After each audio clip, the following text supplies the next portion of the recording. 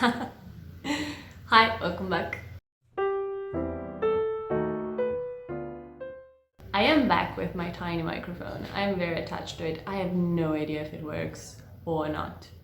But it's very cute. It makes me feel like a presenter in a TV show. And today I am going to become one. Today I wanted to present the ultimate fall guide for your reading list. And I wanted to present books that maybe you've heard of or maybe not. So some obscure books, some niche books, some books that you've definitely seen, probably on TikTok. I feel like fall books can be divided in three categories. We have the vibes and all. So it's fall books vibes. It's books that remind you of fall, remind you of that cozy feeling. Those books. And then you have the spooky books, because it's October, November, you have Halloween. Spooky books are all the rage. So thrillers, horrors, just spooky books in general. And then you have the king and queens of the fall books, which are dark academias, which I love. I love an academic setting. And I feel like I've read some weird ones that you're not going to expect. I feel like we should start with the fall vibes. So it's just vibes, possibly some plot. I'm going to start with one of my new favorite books of all time, because first time around I didn't really like it. Then I read the second book in the series and it was amazing. And I'm going to talk about the Locked Tomb series. This is Gideon Nymph. These are all the things that I loved in this book second time around.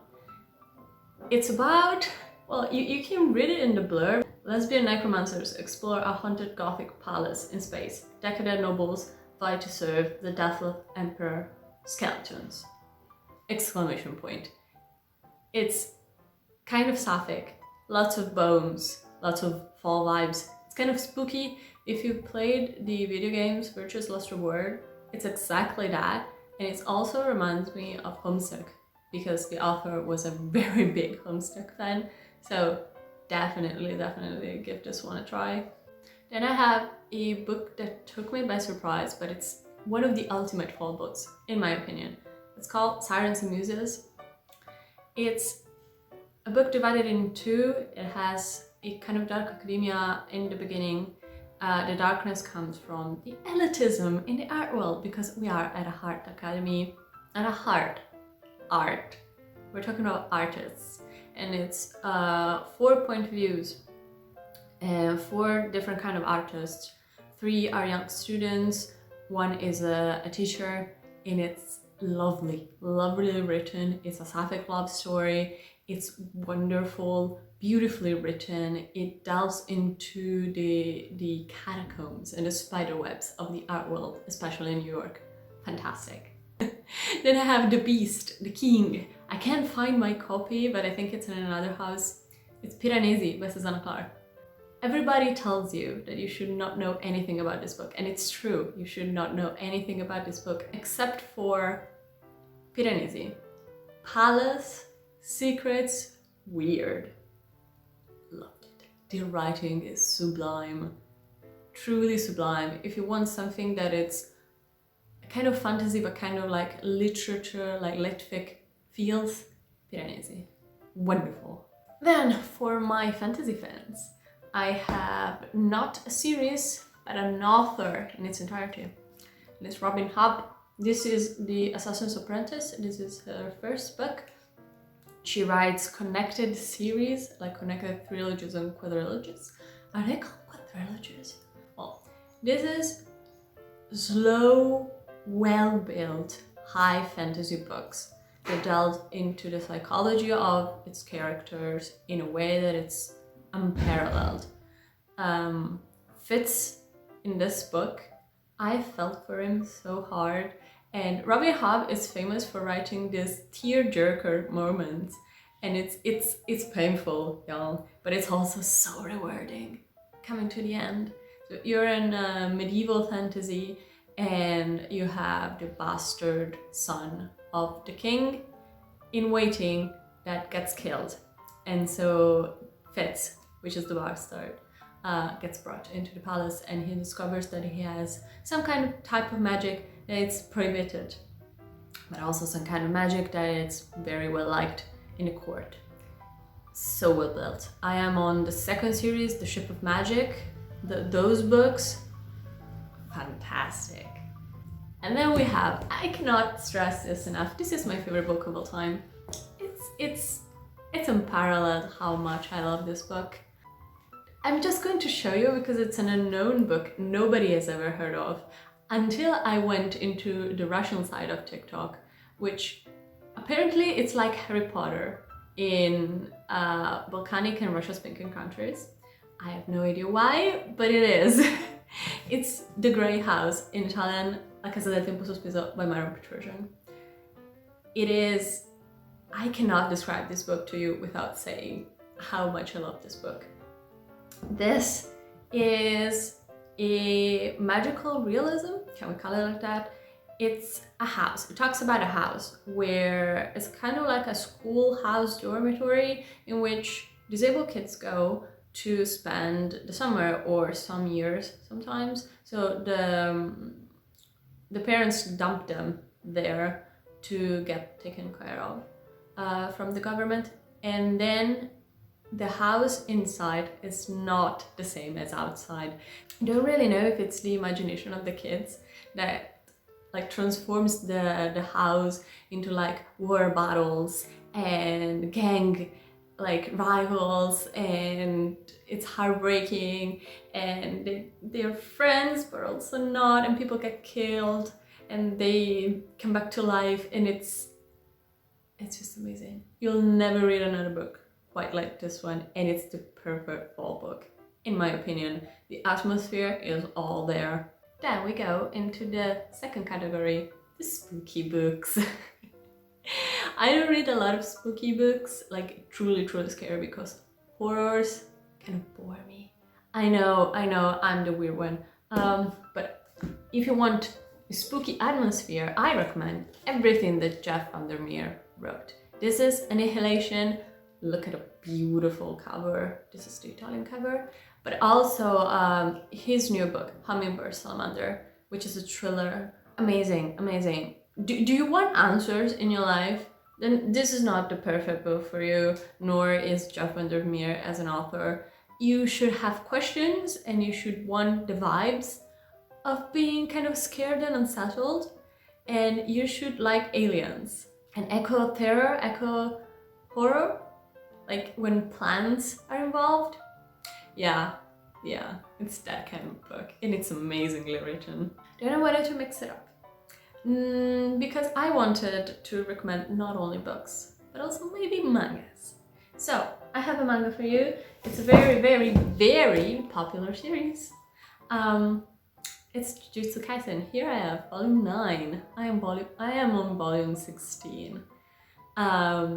It's about sorcerers, it's gory, it's heartbreaking because a lot of people died, including my favorite characters, which I'm not going to say who it is, of course, spoilers. But I think it has an amazing protagonist who is so dumb, I love him, and also like a kind of psychic, but it's also like one of the protagonists who is amazingly written. I love these drawings. It's very gory and sketchy, the drawings. I feel like it's very cool, it's very scary. Okay, so I have a little bit of a classic. It's not a true classic, it's just an old book that my father recommended to me. I feel like it's not everyone's cup of tea, but if you want to be very unsettled, Wasp's Factory.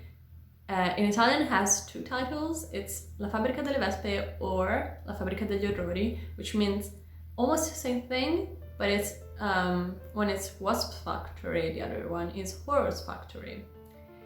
It's, oh boy, that one was scary.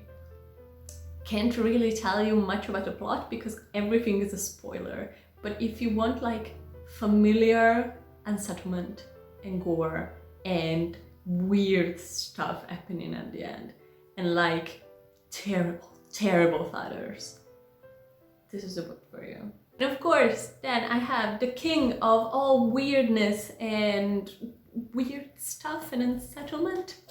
It's Bunny by Mona Awad. I really want to buy Allswell by Mono White, but it costs 24 euros and it's so expensive. This, however, it's kind of a dark academic setting, but it's not really dark academia.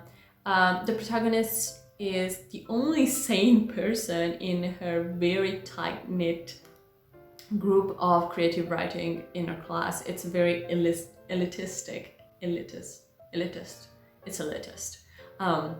group of people, and there are this group of mean girls that call themselves bunnies, and they do stuff to people, and the protagonist gets wrapped up in this world, and you'll never guess what these girls do to people. You'll never ever guess, because I couldn't for the life of me, and it's just intense. I loved it very much creepy, weird vibes. And then we have the mother of all categories of fall books. It's dark academias. Now, we all know The Sacred History. I have like 4 copies of it in all different languages up there. And also, If We Were Villains, which is a weird title in my mouth. I'm not going to recommend those, even though you should read them. I feel like it's just like, you know, the base of all the dark academias.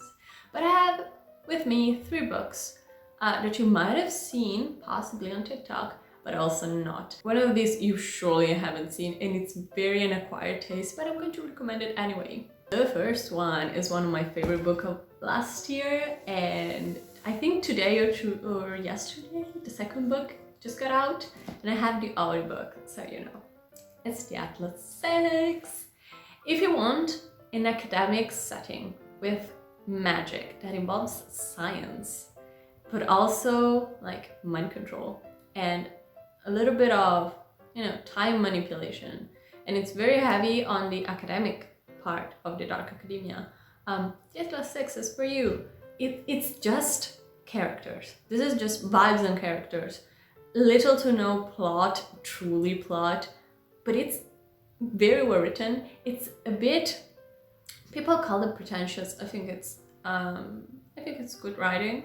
I think it's a little bit like this is for you, reader, because I know what you like type of writing. But I enjoyed it. I thoroughly enjoyed it. I could not stop reading this book. I was at a flute masterclass and I was pausing my fluting, my musicking for this book. So, you know, it's good.